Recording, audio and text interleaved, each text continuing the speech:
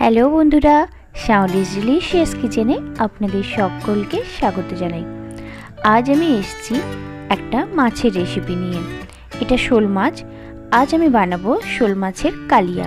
চলুন তাহলে রেসিপিটা দেখে নেওয়া যাক। বাজার থেকে চাকা চাকা করেই মাছগুলো কেটে এনেছিল, তাই আমি বাড়িতে কালিয়া বানানোর জন্য মাছগুলোকে এভাবে কেটে নিচ্ছি।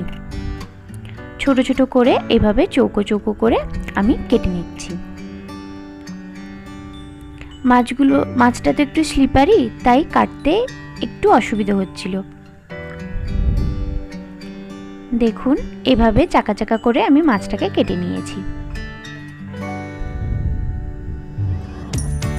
এবার আমি মাছটাকে ম্যারিনেট করে নেব। ম্যারিনেশনের জন্য এখানে নিয়ে নিয়েছি হাফ চামচের মতো রসুন বাটা, হাফ চামচ আদা বাটা আর 1 চামচ পেঁয়াজ বাটা। আর গুঁড়ো মশলার মধ্যে নিয়েছি ধনে গুঁড়ো 1 চামচ, হলুদ গুঁড়ো হাফ চামচ আর লঙ্কা গুঁড়ো হাফ চামচ দিয়ে দিলাম।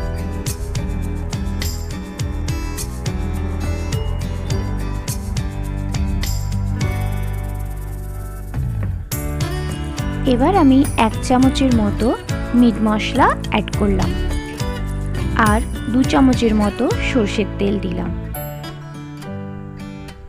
স্বাদ মতো লবণ দিয়ে দিলাম। লবণটা এখন আমি একটু অল্পই ব্যবহার করলাম, কারণ আমি মাছ এনে মাছে লবণ মাখিয়েই রেখেছিলাম, সেই জন্য এখন একটু অল্প ব্যবহার করলাম। আপনারা আপনাদের পরিমাণ মতো সব মশলাগুলো অ্যাড করবেন। এবার ম্যারিনেট করে আমি 5 মিনিটের মতো রেখে দিয়েছিলাম, যতক্ষণ আমার আলুটা ভাজতে লেগেছিল ঠিক সেই টাইমটা। এবার চাকা চাকা করে আলু কেটে আমি আলুগুলোকে ভেজে নেব।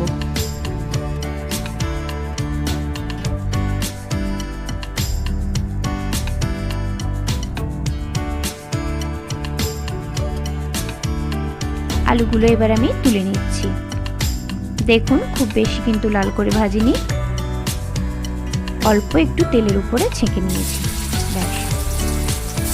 এবার ওই তেলের মধ্যেই আমি মাছগুলোকে এপিট ওপিট একটু ভেজে নেব। খুব বেশি ভাজতে যাবেন না, জাস্ট 1 মিনিটের মতো এপিট আর ওপিট 1 মিনিটের মতো রেখে আমি মাছগুলোকে তুলে নেব। আমি পুরো রান্নাটা কিন্তু সর্ষের তেলেই করেছি। আমি এভাবে সব মাছগুলোকে এক এক করে আমি ভেজে নেব। খুব বেশি কিন্তু আমি মাছগুলোকে ভাজিনি, 1 মিনিট করে এপাশ ওপাশ আমি ভেজে নিয়েছি। এবার ওই সর্ষের তেলের মধ্যেই, ওই মাছ ভাজা তেলের মধ্যেই আমি 1 চামচের মতো ঘি দিয়ে দিলাম। দিয়ে দিলাম 1 চামচের মতো গোটা জিরে দিলাম। এবার ওর মধ্যে ফোড়ন দিয়ে দিলাম। ফোড়নে ছিল একটা এলাচ, 3-4টে লবঙ্গ আর একটা দারচিনি আর একটা শুকনো লঙ্কা, সঙ্গে তেজপাতাটাও দিয়ে দিলাম। ফোড়নটা একটু ভেজে নিয়ে তার মধ্যে আমি কুচিয়ে রাখা পেঁয়াজটা দিয়ে দিলাম। আমি এখানে 2টো মিডিয়াম সাইজের পেঁয়াজ ব্যবহার করেছি। এবার পেঁয়াজটা ভাজা হওয়ার জন্য ওখানে আমি একটু লবণ দিয়ে দিলাম। ঠিক পেঁয়াজটা একটু ভাজা ভাজা হয়ে এলে, মজে গেলে ওর মধ্যে আমি কেটে রাখা টমেটোটাকেও দিয়ে দিয়েছিলাম। টমেটোটা মজে গেলে ওর মধ্যে আমি 1 চামচ রসুন বাটা দিয়ে দিলাম। রসুনটাকে কিছুক্ষণ ভেজে নেওয়ার পর আমি ওর মধ্যে আদা বাটাটাও দিয়ে দিলাম। এবার সব মশলাগুলো দিয়ে আমি কিছুক্ষণ মশলাটাকে কষিয়ে নেব। মশলা কিছুক্ষণ কষিয়ে নেওয়ার পর আমি গুঁড়ো মশলাগুলো দিয়ে দিলাম। 1 চামচ ধনে গুঁড়ো, 1 চামচ হলুদ গুঁড়ো আর হাফ চামচ লঙ্কা গুঁড়ো। ঘরে পিষা লঙ্কাটা আমি 1 চামচ দিয়েছি আর 1 চামচ আমি কাশ্মীরি মির্চ ব্যবহার করেছি ভালো কালারের জন্য। আপনারা যে যেমন ঝাল পছন্দ করেন আপনারা সেই মতো লঙ্কা দেবেন। সব মশলাগুলো খুব ভালোভাবে আমি মিশিয়ে নিয়ে এবার অল্প জল দিয়ে আমি কষিয়ে নিচ্ছি।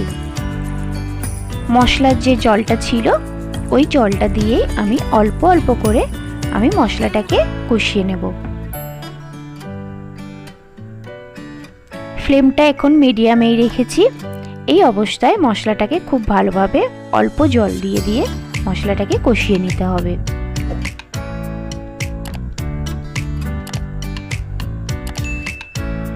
মশলা কিছুক্ষণ কষিয়ে নেওয়ার পর আমি ওর মধ্যে ভেজে রাখা আলুটাকেও দিয়ে দিলাম। আলুটাকেও ওই মশলার মধ্যে আমি কষিয়ে নেব। এবার কিছুক্ষণ আলুটাকেও মশলার মধ্যে কষিয়ে নেওয়ার পর আমি ওর মধ্যে ভেজে রাখা মাছটাকে দিয়ে দিলাম।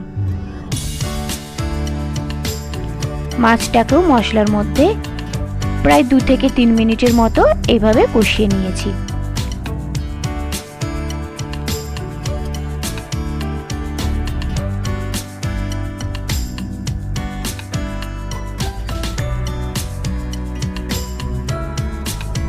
মাঝে মাঝে নিচে অল্প একটু লেগে যাচ্ছিল, তাই আমি জল দিয়ে আমি মাছের সঙ্গে মশলাটাকে কষিয়ে নিয়েছি।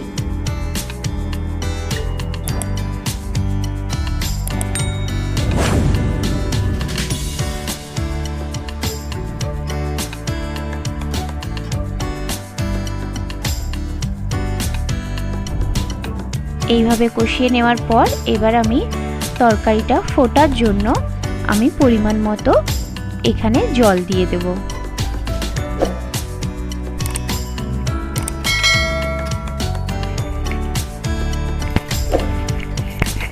আলু আর মাছটাকে খুব ভালোভাবে এবার ফুটতে দেব।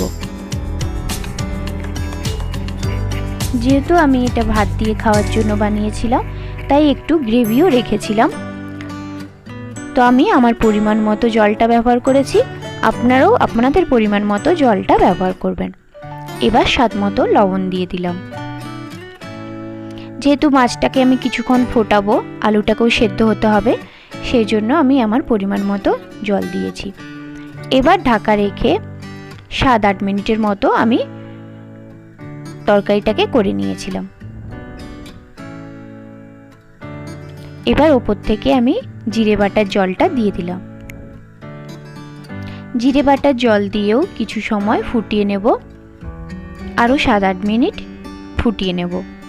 এই সময় আমি আলুটাকেও চেক করে নিয়েছিলাম, আমার আলুটাও একদম সেদ্ধ হয়ে গেছে।